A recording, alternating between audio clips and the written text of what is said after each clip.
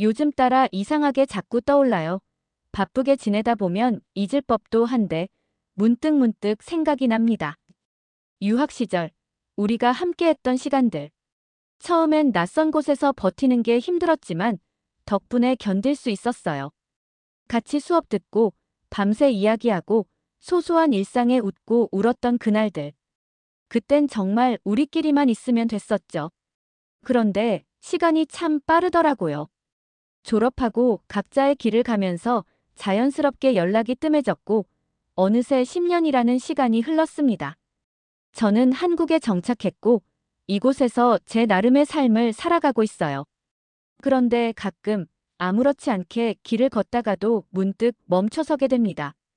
어디선가 익숙한 노래가 들려오거나 오래된 카페 앞을 지나칠 때 갑자기 그 시절이 떠오르거든요. 그때의 저는 어떤 꿈을 꾸었고 지금의 저는 어디쯤 와 있을까요? 이런저런 생각을 하다 보면 어느새 미소가 지어집니다. 그리고 언젠가 우리 다시 만나게 된다면 마치 어제 만났던 것처럼 자연스럽게 이야기할 수 있겠죠? 그날을 기다리며 저는 오늘도 이곳에서 제 하루를 살아갑니다. 안녕하세요. 저는 어린이들의 꿈을 키워주는 유치원 원장입니다. 매일 아이들의 웃음소리를 들으며 지내다 보니 마음만은 늘 젊게 사는 것 같아요. 이런 삶을 살 수 있다는 게 참 감사하고 또 하나의 행복이라 생각합니다. 올해로 55세가 되었네요. 저는 이지선이라고 합니다. 요즘도 가끔 밤하늘을 바라보면 문득 떠오르는 시절이 있어요. 바로 캐나다에서 유학하던 때죠. 그 시절은 쉽지만은 않았습니다. 낯선 환경에서 혼자서 많은 걸 해내야 했고 때론 외롭고 힘든 순간도 많았죠. 하지만 그보다 더 소중했던 건 그곳에서 만났던 사람들입니다. 함께 공부하고 고민을 나누고 웃고 떠들던 친구들. 지금은 각자의 자리에서 열심히 살아가고 있겠지만 그 인연들이 제게 얼마나 큰 힘이 되었는지 모릅니다. 그때의 저는 어떤 꿈을 꾸고 있었을까요? 그리고 지금의 저는 그 꿈을 잘 지켜가고 있을까요? 그렇게 과거를 떠올리다 보면 문득 미소가 지어지곤 합니다. 오늘도 저는 아이들과 함께 웃고 꿈을 이야기하며 살아가고 있습니다. 캐나다에서 유학하던 때 여러 한국인 유학생 언니들을 만났어요. 낯선 타지에서 서로 의지하며 지내다 보니 자연스럽게 가족 같은 사이가 되었죠. 그 중에서도 유독 기억에 남는 사람이 있어요. 바로 선영 언니입니다. 유독 눈에 띄는 사람이었어요. 언니는 그냥 예쁜 정도를 넘어 미인 대회인 미스미에 뽑힐 정도로 정말 아름다웠어요. 하지만 겉모습만 빛났던 게 아니고 성격도 어찌나 밝고 따뜻한지 누구나 언니를 좋아하지 않을 수 없었죠. 언니와 함께한 시간들은 참 소중했어요. 힘들 때면 언제든 먼저 다가와 주었고 말 한마디로도 주변을 환하게 만들 줄 아는 사람이었거든요. 그런 언니 덕분에 낯선 땅에서의 유학 생활이 조금 더 따뜻하고 행복할 수 있었어요. 우리는 자주 만나 수다도 떨고 한인마트에서 한국 음식을 사와 함께 끓여 먹기도 했어요. 외로울 때면 서로 위로해주고 공부가 힘들 땐 같이 도서관에서 밤을 새우기도 했죠. 그 시절을 함께 보낸 친구들은 지금도 제 마음 한편에 특별한 추억으로 자리 잡고 있어요. 그런데 어느 날 선영 언니가 한 남자를 만났어요. 그의 이름은 매튜, 캐나다에서 사업을 하는 멋진 사람이었어요. 두 사람은 운명처럼 빠르게 가까워졌고 사랑에 빠졌죠. 언니가 매튜와 함께 있는 모습을 보면 정말 영화 속 한 장면 같았어요. 사랑스러운 미소와 따뜻한 시선, 그 모든 게 너무 아름다웠죠. 그리고 얼마 지나지 않아 언니는 캐나다에 남기로 결정했어요. 매튜와 결혼을 하면서 한국으로 돌아가지 않고 이곳에서 새로운 삶을 시작하기로 한 거죠. 우리끼리 마지막으로 모여서 언니의 새로운 출발을 축하해주면서도 한편으로는 서운한 마음을 감출 수 없었어요. 하지만 누구보다 행복한 언니를 보니 우리도 덩달아 기뻤죠. 시간이 지나면서 우리 모두 각자의 길을 걸어가고 있지만 가끔 언니와 연락을 주고받으며 여전히 그 시절을 떠올려요. 언니는 지금도 캐나다에서 행복한 가정을 꾸리며 잘 살고 있대요. 저도 제 꿈을 향해 한 걸음 한 걸음 나아가고 있고요. 가끔은 그때처럼 따뜻한 국물에 밥을 말아 먹으며 도란도란 이야기 나누던 시간이 그립지만 그 시절을 함께했던 사람들과의 기억이 지금의 저를 더 단단하게 만들어주고 있다는 걸 알아요. 어느 날 언니에게서 한참 연락이 없더라고요. 원래는 짧게라도 안부를 주고받곤 했는데 아무 소식이 없으니 왠지 불안한 느낌이 들었죠. 그리고 며칠 후 언니가 충격적인 이야기를 들려줬어요. 매튜가 흑인 여성과 바람이 났다는 거예요. 그것도 그냥 일시적인 바람이 아닌 그 여자와 가까워지면서 점점 집에 들어오지 않는 날이 많아졌다는 거죠. 언니는 울먹이며 말했어요. 저는 뭐라고 위로해야 할지도 몰랐어요. 언니는 4명의 아이를 키우느라 힘든 와중에도 남편을 위해 최선을 다했어요. 늘 가정을 우선으로 생각하며 헌신적으로 살아왔는데 단지 더 공감할 수 있는 여자를 만났다는 이유로 바람을 피운다니요. 정말 이해할 수 없는 일이에요. 관계에서 가장 중요한 게 공감이라지만 그렇다고 해서 기존의 관계를 배신할 이유가 되나요?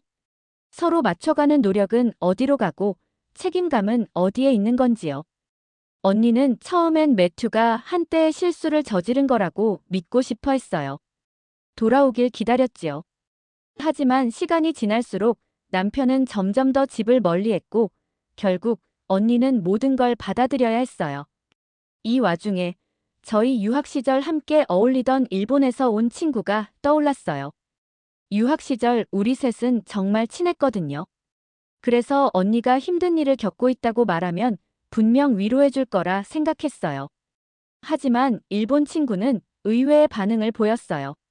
좀 더 자신을 위해 살았어야 한다며 그렇게 가정에만 몰두했으니 남편이 변한 걸지도 모른다고 말이죠.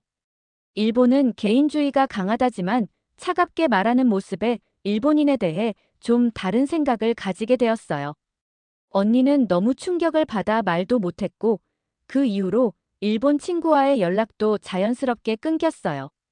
일본 친구는 자신의 생활을 더 중시하는 사람이었고 남의 일에 깊이 관여하고 싶지 않아 보였어요. 언니는 그 힘든 시간을 버텨냈어요. 처음엔 엄청 울었지만 이혼을 결심하고 나서는 아이들과의 삶을 다시 새롭게 시작하기로 했어요. 언니의 목소리에는 예전처럼 생기가 넘쳤어요. 아직도 예쁘고 아직도 멋진 선영 언니가 다시 일어설 거라고 확신해요. 그렇게 저는 언니의 행복을 진심으로 응원하고 있어요. 오늘은 제가 선영 언니와 함께했던 미국 여행 이야기, 그리고 그때 겪었던 경험을 들려드릴게요. 선영 언니는 캐나다에서 자리 잡고 아이넷을 키우며 살아가고 있었어요. 어느 날 언니가 이렇게 말하더라고요. 우리 애들도 있으니 가까운 미국이라도 짧게 다녀오자 했죠. 저는 미국에 한 번도 가본 적이 없었기 때문에 당연히 콜. 미국 하면 영화에서 보던 뉴욕의 화려한 거리, 라스베이거스의 반짝이는 네온사인, 캘리포니아의 아름다운 해변 그 모든 게 머릿속에 떠올랐죠. 드디어 미국에 도착. 낮에는 관광도 하고 맛있는 것도 많이 먹고 정말 즐거웠어요. 그런데 문제는 밤이 되면서 시작됐어요. 저희가 머문 곳이 유명한 도시였음에도 불구하고 해가 지자마자 분위기가 싹 변하더라고요. 거리에 홈리스들이 많고 어디선가 소리를 지르는 사람도 있고 뭔가 불안한 느낌이 팍팍 들었어요. 거기다 길 건너편에서 경찰차가 사이렌을 울리며 서 있는 걸 보니 더 무서웠죠. 우리는 서둘러 숙소로 이동해야 했어요. 그때 선영 언니도 긴장한 얼굴로 아이들을 꼭 안고 서둘러 숙소로 들어갔어요. 그제야 조금 안심이 됐는데 그 다음이 더 큰 문제였습니다. 다음 날 아이들이 뛰어놀다가 둘째 아이가 넘어져서 팔을 다쳤어요. 피까지 나는 걸 보니 가볍게 넘길 수 없었죠. 우리는 급하게 근처 병원을 찾았어요. 간단한 응급 치료를 받았는데 정말 간단했어요. 상처 소독하고 반창고 붙이고 끝이었죠. 그런데 병원비를 계산하는 순간 저희는 말문이 막혔습니다. 간단한 치료 하나에 수백 달러라니요. 그냥 소독하고 반창고 붙였을 뿐인데 이게 말이 되나 싶었어요. 한국에서는 기본적인 치료는 거의 무료였거든요. 근데 미국은 뭐든 돈, 돈, 돈. 보험 없으면 병원비가 상상 이상으로 비싸다는 말을 실감하는 순간이었어요. 우리는 한국 의료 시스템이 얼마나 좋은지 다시 한번 깨달았으며 한숨을 쉬었어요. 미국은 꿈과 자유의 나라라더니 돈 없으면 아픈 것도 사치였어요. 그렇게 우리는 캐나다로 돌아와 다시 평온한 일상을 찾았답니다. 선영 언니도 이번 여행을 계기로 다시 한번 캐나다 생활에 감사하게 됐다며 웃었어요. 캐나다 여행을 마치고 돌아온 후 선영 언니는 평소처럼 일상을 살아가려고 노력했어요. 하지만 가끔씩 언니의 표정을 보면 아직도 매튜를 그리워하고 있다는 게 느껴졌어요. 최선을 다한 자신에게 후회감이 밀려오는 듯 보였죠. 언니는 가정을 지키려 했지만 결국 매튜는 돌아오지 않았던 거죠. 그럼에도 불구하고 언니는 여전히 예뻤어요. 아니, 오히려 더 예뻐졌어요. 언니는 그렇게 말하며 미용시술과 성형을 받으며 외모 관리에 집중했어요. 이혼 후에도 남편을 떠올리며 슬퍼하던 모습과는 달리 이제는 자기 자신을 더 사랑하려고 하는 것 같았죠. 하지만 언니가 마음의 공허함을 채우기 위해 선택한 방법이 조금은 특별했어요. 어느 날 저녁, 선영 언니가 조용한 곳에서 바람 좀 쐬자라며 저를 데리고 외딴 시골집으로 갔어요. 캐나다는 워낙 땅이 넓다 보니 한적한 곳에 가면 정말 주변에 아무도 없어요. 그런데 언니가 집 마당에서 뭔가를 태우고 있었어요. 연기가 피어오르더니 특유의 냄새가 퍼졌어요. 특유의 냄새가 퍼졌어요. 네, 그거였습니다. 담배. 지선아, 캐나다는 대마초가 합법이라지만 무섭다며 담배를 피운다고 했어요.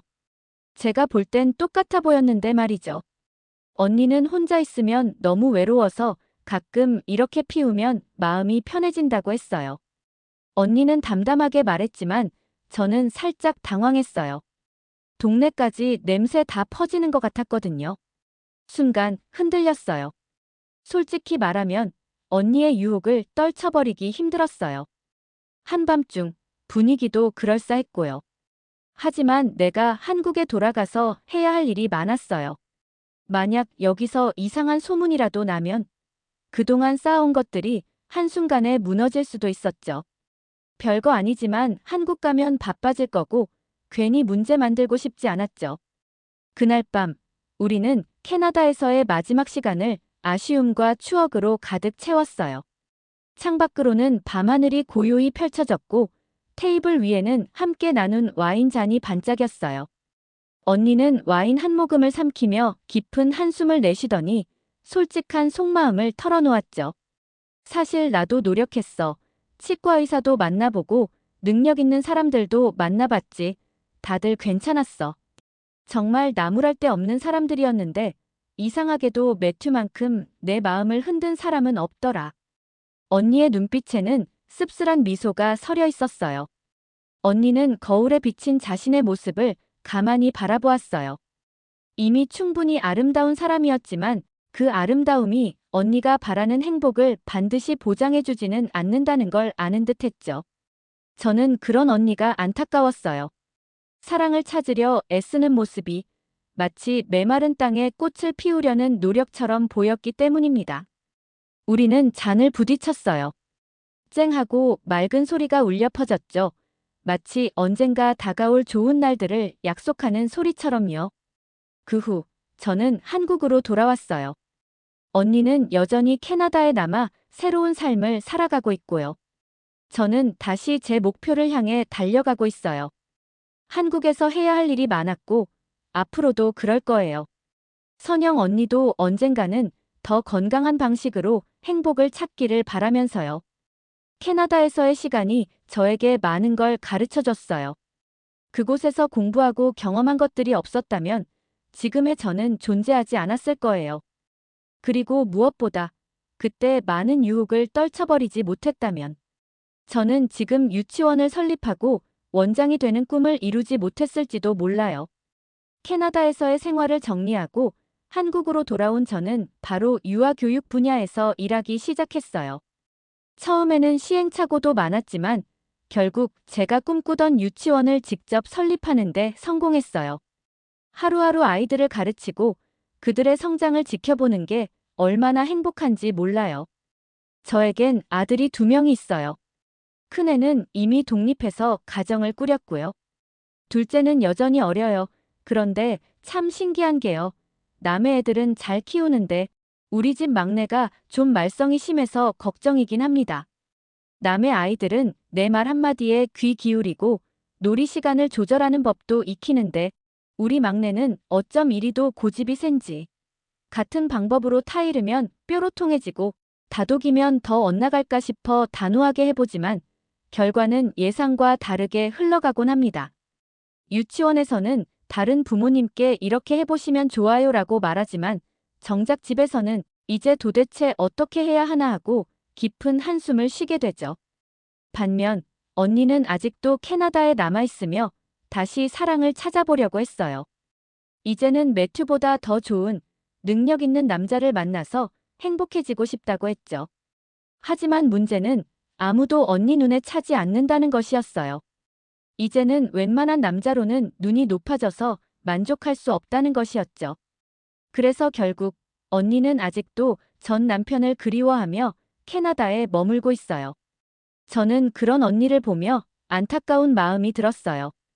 이미 떠난 사람을 계속 그리워하며 붙잡고 있는 게 과연 맞는 것인지 답답했죠. 언니와 마지막으로 연락했을 때 이런 말을 하더라고요. 나도 한국에서 살았다면 아마 더 안정적인 삶을 살고 있지 않을까 싶어. 그러면서 한국이 제일 살기 좋은 나라야 라는 말을 했어요. 언니는 캐나다에 남아있지만 사실 마음 한편으로는 한국을 그리워하고 있었던 거죠.